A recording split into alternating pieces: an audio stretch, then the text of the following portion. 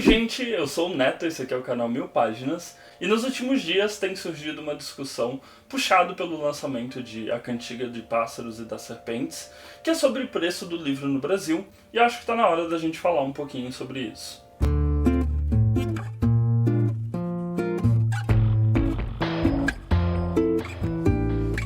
Bom, só lembrando, não esquece de deixar seu like, seu comentário, se inscrever aqui no canal para continuar acompanhando o que eu posto por aqui e ajudar a gente a ter mais relevância dentro da plataforma.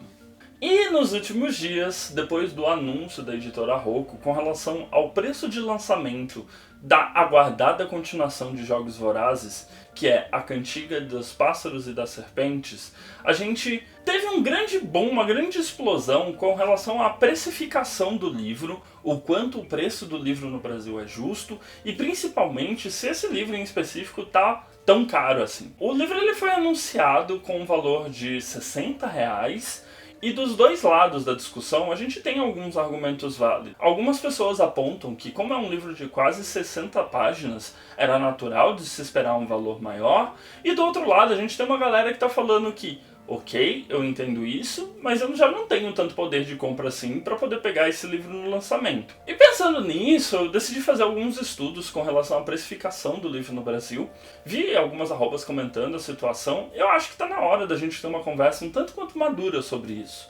O meu lado da questão é, sim, é um preço elevado e sim, é um preço justo. O que eu quero dizer com isso? Dentro da precificação do livro no Brasil, a gente tem algumas categorias que vão puxar mais ou menos esse custo para cima. Basicamente, a gente tem três questões importantes aí. A gente tem custos editoriais, impressão e marketing. São três componentes do custo final do livro que pesam bastante na hora da gente analisar essa questão. O que eu quero dizer com custos editoriais? E aí vem vocês terem um pouquinho de consciência de algumas coisas. Por exemplo, custo editorial pode ser tanto o custo da editora para pagar editores, revisores e tudo mais, quanto também a gente vai colocar aí o custo para ela adquirir algum título. Vamos pensar calmamente. O que vocês acham que custa mais caro? Um livro de uma franquia que já está consagrada, foi para o cinema e é um incrível estouro, ou uma trilogia que está acabando de começar? É óbvio que o livro que já tem um histórico, ele vai ter um custo para essa editora adquirir muito mais elevado do que uma coisa que está começando. E tem um outro fator muito importante que, por exemplo, na data de hoje, no mês de maio, o dólar está quase batendo R$6. Essas negociações são todas em dólar.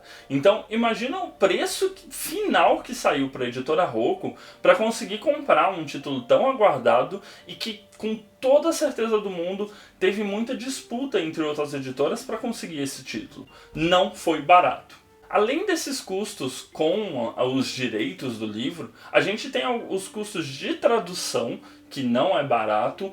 A gente tem também capistas quando não é uma capa original, ou então pagar o direito da capa também, se não tiver junto ali naquele bolo da negociação dos direitos autorais. A gente tem o custo do editor mesmo, que dá o direcionamento para o livro. Tudo isso ele tem um valor bem alto e impactante para a editora. Aí a gente vai entrar numa outra parte que seria os custos de impressão, propriamente dito. E esses custos eles são extremamente flutuantes. O dólar está subindo cada vez mais, a gente tem essa questão da pandemia mundial, o que impacta bastante as editoras. A tiragem que vai ser realizada para esse livro também vai impactar muito no preço final. Pensa assim, quanto maior a tiragem que a editora faz de algum livro, menor vai ser o custo dela de impressão com a gráfica, né? O custo unitário. Mas tem a questão que a armazenagem, caso esse livro encalhe, ou própria questão do encalhe dos livros, tudo isso a gente vai ter um aumento em outros setores que não tem como a editora arcar. Então a maioria das editoras no Brasil tem trabalhado cada vez com tiragens menores e reimpressões desses livros do que uma tiragem maior de 10 mil volumes, que vai ficar aí parada durante muito tempo e acabar sendo vendida apenas em saldões de algumas lojas. Uma outra questão seria então as despesas com marketing. Aí vocês devem estar falando, Neto, mas esse livro não precisa de marketing, ele já é famoso o suficiente. A editora ela tem uma parte da verba destinada para os gastos com marketing e ela vai direcionando isso de acordo com os livros que ela espera um grande sucesso. E esse marketing, ele não é apenas vocês verem propaganda no metrô ou propaganda na TV, que é um pouco raro. Esses gastos com marketing vai também de, tipo, ela promover algum evento, ela contratar algum booktuber para falar desse livro, fazer um publi. Geralmente as despesas de marketing é o que as editoras conseguem enxugar melhor, então é muito comum a gente ver livros que saem aqui no Brasil e vocês só ficam sabendo por causa de canais literários, por conta do contato que a gente tem com as editoras, ou então nem ficam sabendo, só vão descobrir que o livro saiu a hora que ele já está efetivamente na livraria. Porque é uma área de um custo que é bastante essencial, mas pode ser enxugado e pode ser redirecionado para obras que a editora acha que vai vender mais e vai trazer mais lucro para ela. E como se não bastasse toda essa questão, a gente ainda tem a questão das livrarias no Brasil. Como vocês não vivem numa bolha, eu espero, deve ter visto que diversas livrarias não estavam efetuando os pagamentos para as editoras. As livrarias precisaram entrar com recuperação judicial por conta da possível falência que elas teriam, e as editoras não estavam sendo pagas e estavam com os volumes retidos.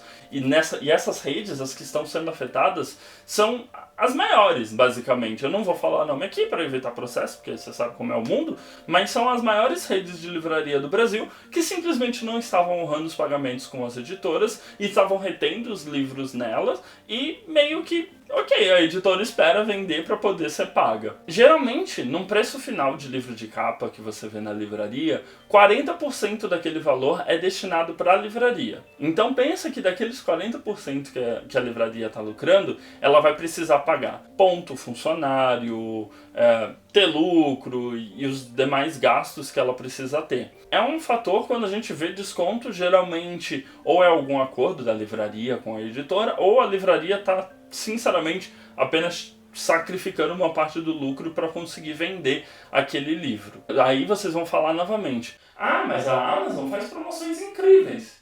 Sim, a Amazon faz promoções incríveis. Sim, a gente aqui no canal trabalha com a Amazon. Sim, eu também compro da Amazon. Mas é importante ter consciência que a Amazon é conhecida por práticas predatórias no mercado. Ela basicamente assume que ela não vai ter lucro em algumas vendas para poder manter a base de cliente delas ativa e comprando outros produtos dentro da plataforma. Então, quando você está pagando lá no seu livrinho R$25, a Amazon muitas vezes não vai estar recebendo nada por isso. Ela repassa certinho para as editoras. Todos os relatos que a gente tem de editoras da parceria com a Amazon é que é o menor dos males, mas a Amazon acaba praticando esse preço muito para ter controle do mercado. É aquilo que uma ação puxa a outra. A Amazon pratica um desconto exorbitante para ter a atenção de todo mundo. Com isso as livrarias ficam enfraquecidas e começam a fechar, e isso acaba enfraquecendo as editoras na ponta final também, porque elas perdem um canal de distribuição possível. Sim, é maravilhoso comprar as coisas com desconto, o consumidor tem todo o direito de procurar o melhor preço para ele, mas é importante ter consciência de que quando você faz uma compra pela Amazon, a Amazon não está sendo boazinha, a Amazon simplesmente está praticando uma regra de negócios no mercado. E como se tudo isso não bastasse no Brasil, a gente tem um outro ponto, que é exatamente esse que a gente está conversando agora, que é o leitor. Quem já foi para fora do país, ou quem costuma acompanhar BookTube gringo, vai ver que lá nos Estados Unidos, na Inglaterra, ou mesmo na Argentina, como a gente tem vídeo aqui no canal, existem algumas edições que são mais baratas. De maneira geral, o livro tem um custo menor, dá para dizer que tem um custo menor, então esse repasse para o cliente acaba sendo menor. O que a gente não pensa é, para uma editora americana, quando ela faz uma negociação de um título, ela não precisa arcar com tradução, ela vai arcar só com revisão, então é um custo a menos. Quando a gente fala de direitos autorais, ela vai negociar diretamente com a autora ou com a agência daquela autora. Então, também já é um valor diferente do que a gente aqui no Brasil paga. E o leitor brasileiro, ele acabou ficando mal acostumado, tá? E eu não falo isso só com relação ao livro físico, né? A gente vê isso em quadrinhos, em mangás também, que é o leitor privilegiando uma coleção bonita. Todo mundo quer um livro de capa dura, papel pólen, tem que ser aquele papel amarelo, não pode ser o papel branco. Cada detalhe que é inserido dentro de um livro, ele vai puxar o peso para cima. Então, quanto mais itens de colecionador você tiver numa edição, mais cara aquela edição vai ser. Existem editoras que vão estar completamente focadas nisso. Existem editoras que não, que elas estão focadas em ter o maior número de títulos possíveis e que eles sejam acessíveis ao leitor. O processo de escolha é do leitor. Então, é muito curioso ver o argumento de eles poderiam ter feito uma versão mais barata, já que eles estão colocando basicamente nada nessa edição. Sim, poderiam, mas aí a gente ia ver uma enxurrada de leitores criticando a escolha de um papel mais barato, a escolha de uma capa mais barata, a ausência de orelha no livro. É muito complicado a gente falar em que o livro no Brasil custa muito caro, sendo que a gente, enquanto consumidor, não está disposto a comprar um material mais barato também. E não, eu não vou só ficar defendendo a editora nesse vídeo. É óbvio que o nosso poder de compra ele se deteriorou bastante nos últimos anos. E que R$60 pesa muito no bolso das pessoas. Cara, a gente tá com uma inflação, a gente tá com problemas da quarentena, a gente tem muita pessoa desempregada. É óbvio que R$60 vai gastar uma parte considerável daquilo que a gente separa para entretenimento. Mas ao mesmo tempo, uma saída às vezes para jantar já dá R$60.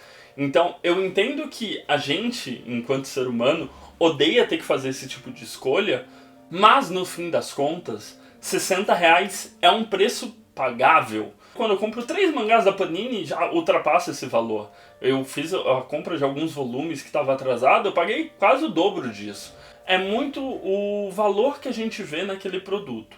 Eu não acho que livro no Brasil seja essencialmente caro. Para mim, para meu recorte social, vamos dizer assim. Eu acho que sim, a gente precisa ter opções mais baratas, e se alguém falar que o e-book é uma opção mais barata, eu vou dar aí um peteleco na orelha, porque o e-book tem tanto ou mais trabalho do que um livro físico. Eu não estou falando que os dois são iguais, antes que alguém comente isso, mas eu estou falando que você está substituindo um custo pelo outro, então não necessariamente ele tem obrigação de ser R$10, como as pessoas esperam que os e-books sejam. E eu sei que pensar nesse monte de fatores e pensar, coitadinha da editora, ela tem muitos custos, pode soar meio escroto e acaba soando mesmo. E é igual quando a gente conversou sobre a quarentena e como consumir nesse período, tem que ser uma decisão consciente. A gente precisa, quando for reclamar de alguma coisa, ter consciência do que a gente está reclamando, ter consciência de por que aquilo é abusivo.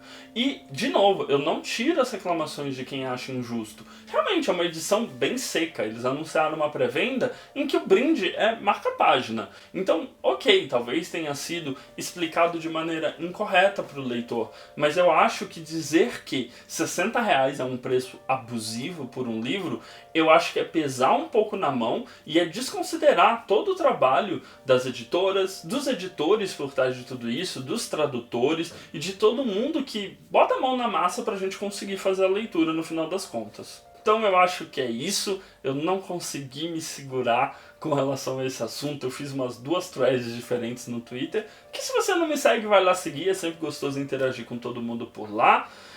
Mas eu quero saber a opinião de vocês, o que vocês consideram justo enquanto preço de livro, se as explicações contidas nesse vídeo servem de alguma coisa pra vocês.